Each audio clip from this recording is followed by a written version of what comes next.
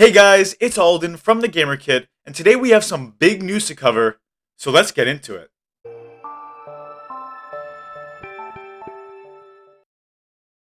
In a tweet on Tuesday, November 24th, Blazing Sails devs announced that they were chosen for the Epic Games MegaGrant. Thank you, GetUp Games said. We'll be putting it to good use during further development of Blazing Sails. This news comes after a solid 3 months of Blazing Sails early access on Steam, where it has amassed an average player base of 300 concurrent players each day, with a maximum of 1,500. For an early access game, the numbers are in the green, and the MegaGrants program can mean big things for its future. The Epic Games MegaGrants was born out of the Unreal Devs Grant program, and to further our support of the creative community, enhancing open source capabilities for the 3D graphics communities, said Jeff Perez, director of the MegaGrants program.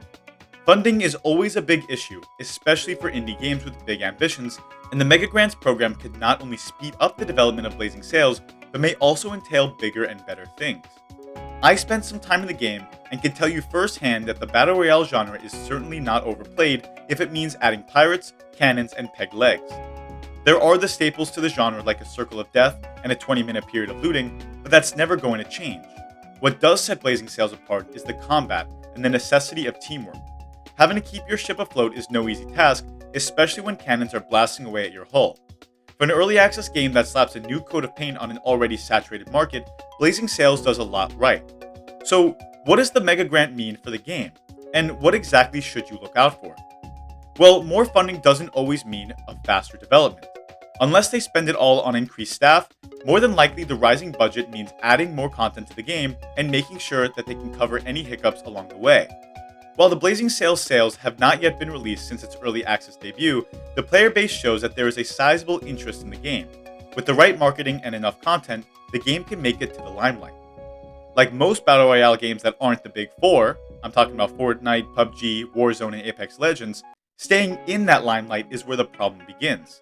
Certain games like Spellbreak and Ring of Elysium have made steady strides to be a strong contender in the genre, but that's not the case for all games. Darwin Project showed a lot of promise, changing up the landscape of its Battle Royale map and adding a game director that wreaks havoc on the players. Unfortunately though, the game has since died and the servers have been permanently shut down. Is this the future of Blazing Sails? Well, thankfully with the MegaGrant from Epic Games, lack of funding shouldn't be a problem. Hopefully with the right marketing strategy and a maintained interest in the Battle Royale genre, Blazing Sails can be a big hit. Everyone loves pirates, right? In other news, Skyweaver released codes for closed beta access last week. The game is your average MTG-esque card game where you and your deck go up against an opponent and their deck. It has very similar mechanics to games like Hearthstone and Magic the Gathering Arena with a very interesting kick. You actually own your cards. The digital format of the game would normally mean that your deck and cards are subject to the game developers. Most games like this don't allow trading or selling of your cards in any way. But in Spellbreak, not even Horizon Games have legal ownership of your collectibles, and you can do with them whatever you please. They even have an online marketplace for you to place your cards up for sale. I myself got access to the closed beta, and I have been playing ever since. What separates this game from the rest is not its gameplay, but the fact that it is powered by the Ethereum blockchain. Once you purchase your deck, that money still exists in your hands. Not like a Star Wars card trader or Gwent, the Witcher card game, where your well-earned cash is flushed down the toilet as soon as you see the pack open. Your cards are really yours, and it changes the way you feel about the game. It's not a financial liability. The biggest concern with a game like Skyweaver is its marketability. I have backed a card game like this before, which has since crashed and burned. Relentless, previously known as Zombie Battlegrounds, was a game powered by the Ethereum blockchain, and you actually owned your cards there too. However, no one ever wanted to buy my cards for their suggested prices, mostly because they weren't truly worth anything at all. No one was playing. When no one is playing, no one is buying. Supply and demand works in the digital world too, and unfortunately games are subject to needing vast amounts of players to truly work, especially multiplayer games. I spent a pretty penny on buying cards that are since useless to me, whether I own them or not. I hope Skyweaver doesn't have the same fate and will become as popular as Magic or Hearthstone. At least then I'll be able to pay off my student loans. Our last big story today is the release of Star Wars Tales from Galaxy's Edge. This incredible take on a Star Wars video game is as exciting as ever, with a horrible twist. As of now, the game is only playable on the Oculus Quest 2. This comes as a big shock to those with a Rift S, especially when they've only bought that Rift S a year ago. Me. I'm talking about me.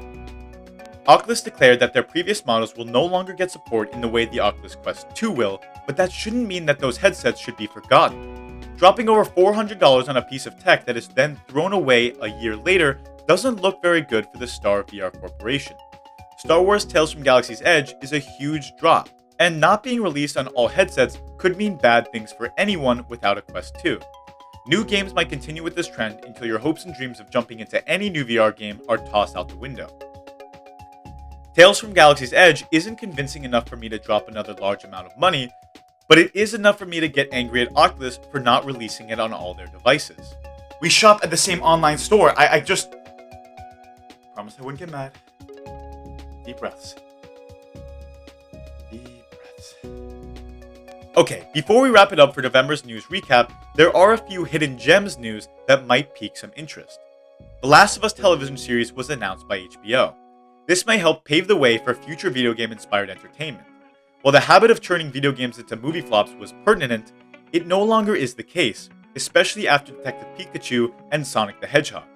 TV shows are another story entirely, especially because of the freedom of storytelling they allow. More games may start coming to the forefront of television, especially with brands that are already household names. This could mean big bucks for production companies and more amazing stories from our favorite video games. Epic Games released early access for Phantom Bridge, a hybrid turn-based and real-time tactical RPG focusing on in-depth customization and player-driven stories. The game looks phenomenal and you may just want to check it out. The Pathless is also a great hidden gem that hasn't gotten the spotlight. The Pathless is the mythic adventure of an archer and an eagle in a vast forest. Become the hunter, a master of archery who travels to a mystical island to dispel a curse of darkness that grips the world. The story is gripping and the gameplay is fresh. You may just want to check this one out as well. Finally, Superliminal has been released on Steam. Superliminal takes your perceptions of a puzzler and flips them on their heads, literally. The game plays with your point of view, which you have to constantly alter in order to solve puzzles and complete levels. Previously on the PlayStation 4, Superliminal is trippy and a whole lot of fun. Alright guys, thank you so much for watching this video, it really means a lot. Make sure to smash that like button and hit subscribe so you never miss any content from the Gamer Kit. Also, remember to comment down below what your favorite news bite from today was.